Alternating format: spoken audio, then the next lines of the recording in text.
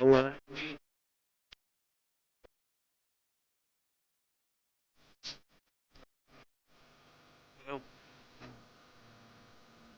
نعوذ بالله من الشيطان الرجيم بسم الله الرحمن الرحيم الحمد لله رب العالمين ثم الصلاة والسلام على أشرف المرسلين نبينا محمد وآله وصحبه السلام عليكم ورحمة الله. Frères et sœurs de Kalimatul Haq, nous sommes ensemble à notre 50e séance pour aborder la 32e révélation reçue par le prophète Mohammed, paix et salut sur lui, et qui s'avère être dans le Coran la 104e sourate. Il s'agit de Souratul Humaza. Mbokk yi ñu fas yéene dal sunu juróom fukkeelu jataay sumb ci nag fanweer ak ñaareelu saar boo xam ne moom moo wàcc ci yonent bi alayhi salaam mu ni def leen ko ci téere bi placé ko ci biir mushaf bi mooy téeméereelu saar ak ñeent xam ngeen ko mooy suratul Humaza. Nous allons la diviser en deux parties. La première qui nous fait un portrait du damné, du mécréant, c'est les 3 premiers versets. La deuxième partie décrira son châtiment, le châtiment qui lui est réservé dans l'enfer Hutama. Mbokk yi ni nu ko baaxoo ñu xaaj saar bi ñaari xaaj ñetti laaya yu njëkk yi yàlla subhanahu wa taala ñëw melal nu fotool nu ki nga xam ni mooy weddikatu yàlla. ñaareelu xaaj bi muy laaye ñeent ba juróom-ñeent mu ñëw nag wax nu ban mbugal lañu ko fas yéene teg ci biir safara wu tudd Hutama. Il commence par le nom d'Allah, le tout clément, l'éternel miséricordieux. Et il dit malheur, waylun, malheur à tout calomniateur, diffamateur. Les savants ont dit que le calomniateur, Humaza, c'est celui qui se moque de quelqu'un en sa présence, mais par des signes, des clins d'œil aux autres. Tandis que l'Humaza, c'est celui qui critique verbalement les gens, qu'ils soient présents ou qu'ils soient absents, mais très souvent quand ils sont absents. Mbokk yi yàlla ubbi saar bi mu ne bismillahi rahmani rahim ci turu yàlla mooy arrahman ci jëmmam ak léppam, arrahim ki nga xam ni du dañ di jëflanteeg lépp li mu bind ci yërmandeem yu mat yi. waylun mu ne mbugal ñeel na li kulli humazatin képp koo xam ni kii da ngay kokkali di tooñ di sabote nit ñi, lumazatin di leen jëw di wax ci ñoom lu ñaaw. borom xam-xam ni humaza bil fi'al mooy ki nga xam ni moom da ngay toog ci jataay mu lay ŋóobi di la wokkaate di piis gaañi mu jëm ci yow. lumaza nag mooy ki nga xam moom làmmiñam lay boyal rek namm ko teg ko ci deru gor ñi guddeeg bëccëg du ko teggi. Wayl, ce mot représente une vallée, dit le prophète alayhi salam, c'est une vallée de pus, de sang pourri dans la géhenne.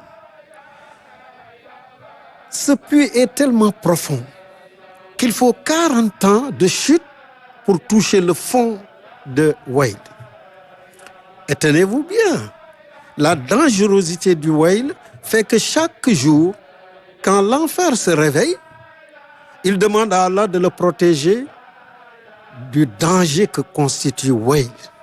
L'enfer lui-même a peur de Wayl. Mbokk yi Waylu kàddu gi yàlla jëfandikoo kàddu tëkku la, waaye yonent bi alayhi salaam firi ko mu ne xur la ci biir safara, xuru dët deretu wanjax boo xam ni bii buñ ci sóobee nit balay yegg ci suuf balay laal suuf dana mbartalu ñeen fukki at ci atu àllaaxira ya door di laal suuf. waylu moomu soxaram ak mettitam tax na safara ci boppam bis bu nekk dafa naan yàlla musal ma ci waylu. Ainsi donc cette menace et la qualification de la calomnie de cannibalisme au verset 12 sourate Hujurat font de la diffamation un péché capital, mortel, plus grave parmi les kabaïr. C'est pourquoi, justement, la diffamation, la délation, le colportage mènent à wayl.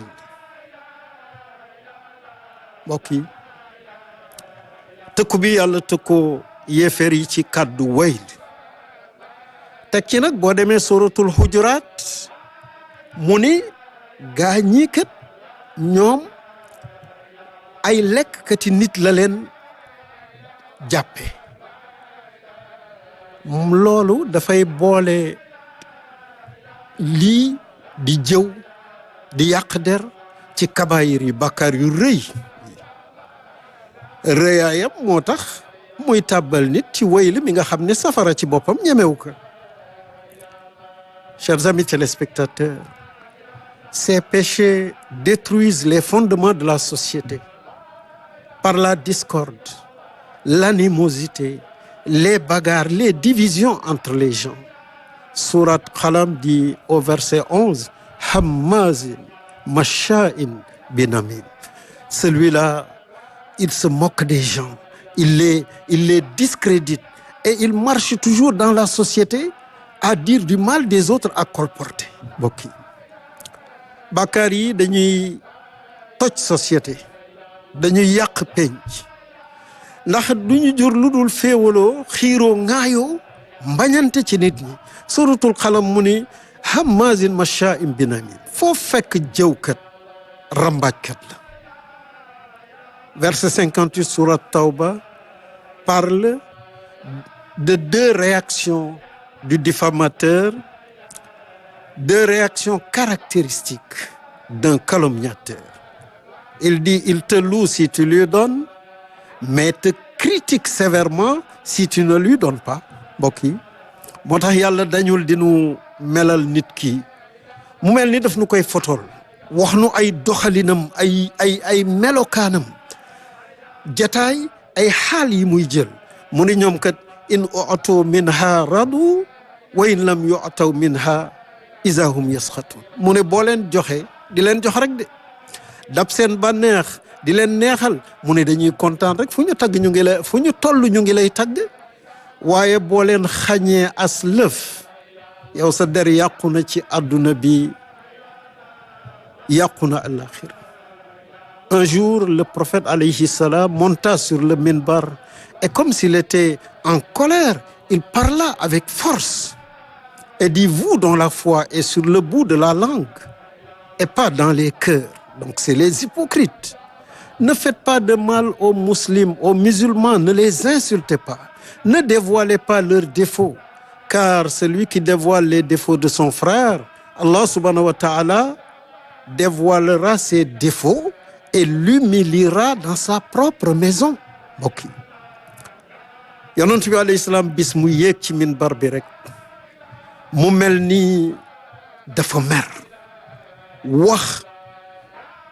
mu wax bi sawtin rafia mu ni yéen ñi nga xam ne seen ngëm ci seen làmmiñ la yam yeggul ci seeni xol mu ne nga la waay laa tuzul muslimin bu leen lor jullit ñi bu leen ŋañ bu leen luññetu seeni sikk seeni ñaawteef bu leen ko fesal ci penc bi ndax képp koo xam ne ki yaa ngi luññetu di yëddu sa mbokk mu ne yàlla dana wuññi sa sutura dana feeñal say ñaawteef gàcceel la toroxal la ci sa digg njaboot ci sa biir kër. Un autre trait de ce mécréant du diffamateur, c'est l'avarice, comme dit le verset 2. Il amasse les richesses et se réjouit à compter sa fortune comme si cette fortune lui garantissait l'éternité. déggal yàlla jox ñu beneen melokaanu ngóor si mooy nay mu ne lazi jamaa maalan wa addadahu mu ne ngóor si kat foo ko fekk day dajale alal rek ak di lim am naa nangam sama compte nangam sama immeuble nangam mu ne waaw yaxsabu anna maalahu axlada xanaa moom dafa yaakaar ni alal ji moom mooy tax mu sax dàkk du dee mu nekk ci aljanna. Ça, c'est une conviction commune aux mécréants. Après le premier pas de l'homme sur la Lune, c'était le 20 juillet 1965, des milliardaires, donc des fortunés, ont payé pour qu'on ne les enterre pas après leur mort et qu'on les conserve en attendant que la science découvre le moyen de régénérer les cellules et qu'on les ramène à la vie. bokk wax naa ni la yéefar yëpp ñoo bokk pas-pas bi ñi gëmul yàlla yëpp bokk pas-pas bi. wax nañu ni bi nit ñi Apollo demee ci weer wi nit dox bi mu njëkkee dox ci weer wi ñaar fukki fan weeru sulet ci 1965 ay milliardaires ay borom alal yi ci réewu Amérique dañu dem fay alal ju bare ñu ni ñun bu nu deewee bu leen ñu suul comme nit yegg na fii ci xam-xam bisa ngi ñëw yàggatul nit dana xam nan la ñuy def ba bu nit deewee ñu dekkal ka léegi nag ñu ngiy fay pour bis bu xam-xam yeggee foofu mais dekkal leen.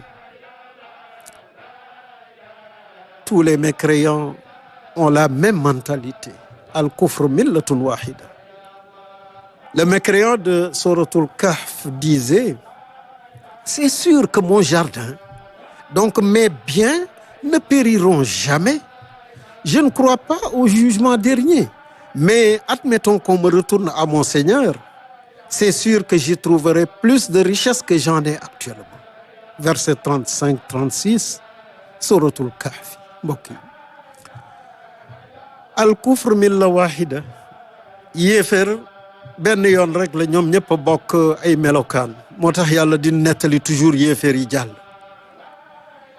boo demee suratul kahfi ngóor sa weddi woon yàlla di puukarewu ci mbokkam ma nga xam ni barewul alal ni ka man de ma azunnu an tabida hadihi abadan sama alal ji sama tool yi sama bien yi ma am ci àdduna du jeex mukk du jeex te nag man gaw ma sax ni penc am na nit dana dekki waaye nañu jàpp rek ni dekki am na bu amoon sax wala in ruditu ila rabbi la yajidanna xayran minha munqalab bu ma delloo ci sama borom ba mu dekkal ma danaa fa am lu ëpp lu gën fuuf li ma am àdduna bi. Suratul Kahf. Chez nous, malheureusement, ce sont des musulmans qui le font. Des musulmans qui apprécient ta piété selon ta fortune, qui jugent ta cérémonie, même religieuse, par la diversité des festins, ce qu'on appelle curieusement le berne. mbokk yi lii moo doon melokaanu yéefar yi waaye mal asaf ci réew mi ñu yeewoo jullit ñi ñoo koy def léegi.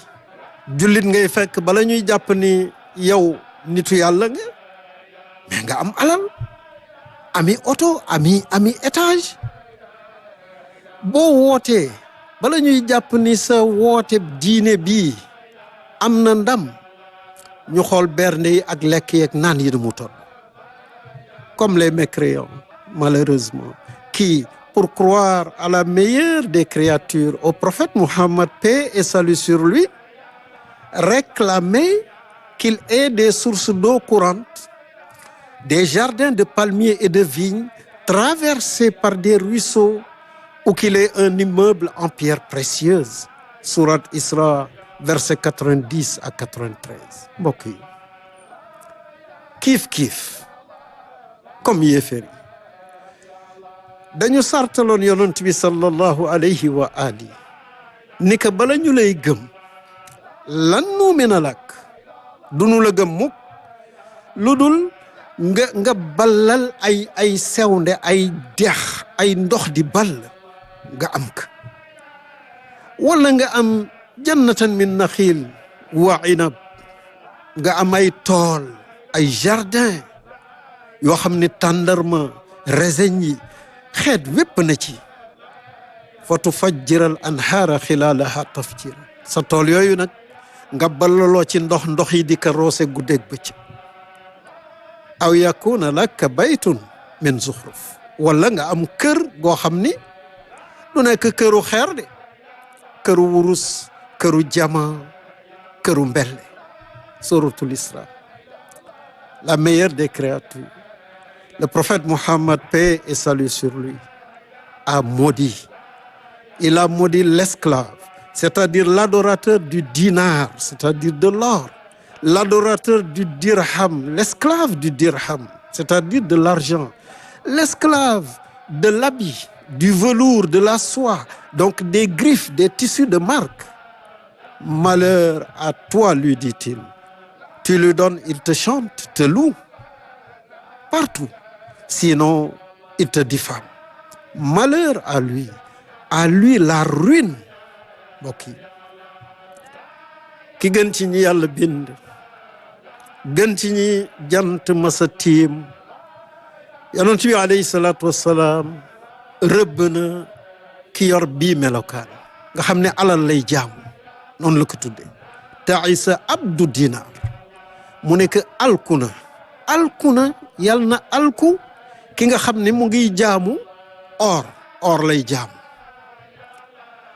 wa dirham moom xaalis lay jaamu wal qatifa wal xamisa mu ngi jaamu ay tissu yu seer yi waluur yi sooy yi tissu 500,000 1 million in oxtiya radia mu ne mi ngi koy xàmmee mooy boo ko dee jox rek mu wëlbati ku nekk sa géwal di la tagg foo nekk ak foo newul wa in lam yu'ta lam yarda boo ko joxul rek mer na bay fut taisa wan takas mu ne alku na torax na ki dund bi wan takis mbiram yépp dafay sooy mbiram yépp day màpp.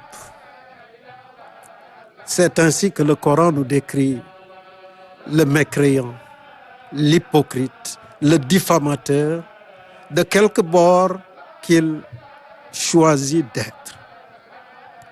La deuxième partie commence par rejeter cette croyance en l'argent, en la richesse, dans les fortunes. Il lui dit erreur qu'Allah. Ça, c'est un avertissement adressé aux humada lumaza, aux calomniateurs, aux colporteurs. Tu seras jeté dans l'enfer Hutama. Et qui te dira ce qu'est l'enfer Hutama, l'enfer qui broie les damnés. Mbokk yi ñaareelu xaaj bi dikk nag pas-pas boobu nga xam ne moom la nit ñi fas jëm ci alal mu dàq ko mu ne kalla mukk li nga yaakaar du am mukk la yumbadanna fil xutam danañu la jël sànni la yow mi yaakaar ni alal moom mooy sa yàlla sànni la biir xutama waaw xutama nun xamuñu ko arab yi xamuñu ko woon wa ma adraka mal xutama yàlla mu ne yonent bi alayhi salaam xam naa ne xamoo xutama waa kan moo la ko mën a xamal j'ai toujours dit et les savants l'ont dit qu'à cette question le Coran donne toujours une réponse et ici il répond c'est le feu flamboyant attisé d'Allah, ce feu qui monte vers le cœur et se referme sur le damné en colonne de feu étendue, comme si le feu ne s'arrêtait pas, le corps ne pouvait pas le retenir, il pénètre le corps et il va broyer la personne mbokk yi yàlla mu wax nu safara woowu mooy wan xutama naarullahi al muqada safaraw yàlla wi ñu xamb la bu ñu ko askanalee ci yàlla rek doyoon na pour rëyaayam ak taraayam waaye mu dolli ci al muqada boo xam ni dañu ñu di ko yànjal di ko upp muy gën a boy allati tattaliu ala al afidati safara woowu nag day jëm ci xol yi gis nga jëm ci xol yi alayhim mu'sada muur leen fi amadin mumaddada ci lu mel ni ay bërigo safara yoo xam ni ci lañ leen di tëj autrement dit humaza pénètre le corps broie les os enveloppe le cœur des damnés et pourquoi le cœur parce que c'est le centre du bien et du mal dit le prophète Mohammed paix et salut sur lui il y a dans le corps humain un membre dont dépendent la pureté et la perversion de la personne c'est le cœur bokk bon xutama safara wi li ko ràññee mooy ni muy jubalee lépp lu mu romb da kay moxañe mokkal ko rumbax yax yéeg lépp jubal ci xol bi ni ci groupe boof nga ne lu tax xol bi yonent bi alayhi salaam mu ne ndax ci xol ci nit benn cër a ngi ci boo xam ne bu baaxee lépp baax bu bonee lépp bon ala wahiyal qalb mu ne mooy xol frères et sœurs sourate Humaza a en 9 ayats montré la menace que constitue la calomnie et la médisance pour la société mais aussi pour le diffamateur le calomniateur le médisant ok saar wi gàtt na de ci juróom-ñeenti laaya wane na ci gravité bi nga xam ni moom la jëw ak yàq der am ci société waaye noonu itam lay lore ki nga xam ni moom moo koy def en même temps sourate Humaza détruit le mythe de la fortune qui rallongerait l'espérance de vie alors que la pauvreté raccourcirait la vie du pauvre mbokk yi saar bi dikkam weddi li nga xam moom la ñu bari gëm ni boo amee alal da ngay gudd fan alal mën na yokk sa fan néew gi doole yi seen fan mooy gën a gàtt en conclusion à cette sourate sublime sache que le Coran a répété 25 fois l'expression waylun 15 fois sous la forme waylun 3 fois sous la forme wa waylun et 8 fois sous la forme fa waylun pour condamner ceux qui dénigrent Humaza, ceux qui médisent l'Humaza, ceux qui fraudent al-mutaffifin, ceux qui mentent et affabulent li kulli affakin athim, les menteurs simples lil mukazzibin. mbokk yi saar bi yëkkati sunu jataay fàttali ni borom bi wax na kàddu wayl 25 yoon ci alquran wax na ko fukki yoon ci siira waylun wax wa waylun 3 yoon wax fa waylun 7 yoon loola lépp nag pour jàjj ñi nga xam ne ñoom ñooy Humaza jawkat yi lumaza yàqkatu der yi mutaffifin ñi nga xam ne ñooy def forot affakin athim ñi nga xam ne dañuy sos lil mukazzibin ñi nga xam ne dañuy fen ensuite 2 sourates débutent par l'expression waylun c'est la sourate Humaza qui nous concerne aujourd'hui et la sourate al-mutaffifin enfin la 33e révélation souratul Mursalat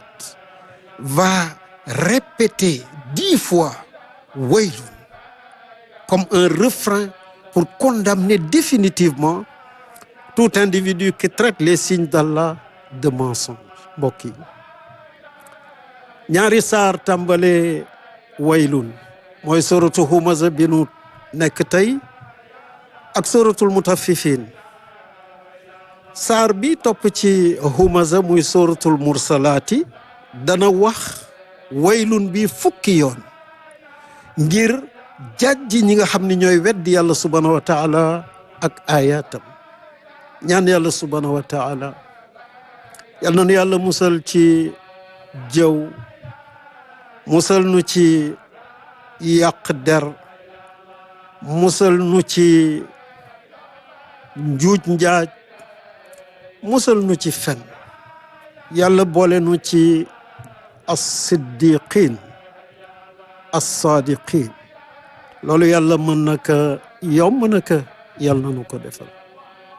ñaan yàlla subhanahu wa taala yal na yàlla doon suñu ndimbal. mbokk yàlla bu nu yàqu, yàlla bu nu yàqule. topp yàlla gën a jafe ci jamono yi nuy dund. yal na nu ko yàlla yombal. mooy yàlla fi gën a yomb, yal na nu ci yàlla musal. defal nu mujj gu rafet, laq nu fu yàq egul, yiir nu ci malaanam suturaam.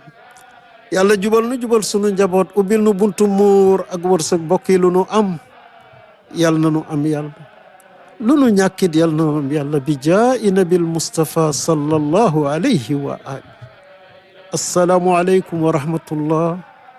wassalaatu wassalaam ala ashrafi almursalin sayidina wa habibina wa nuri qulubina Muhammad wa alihi wa sahbihi.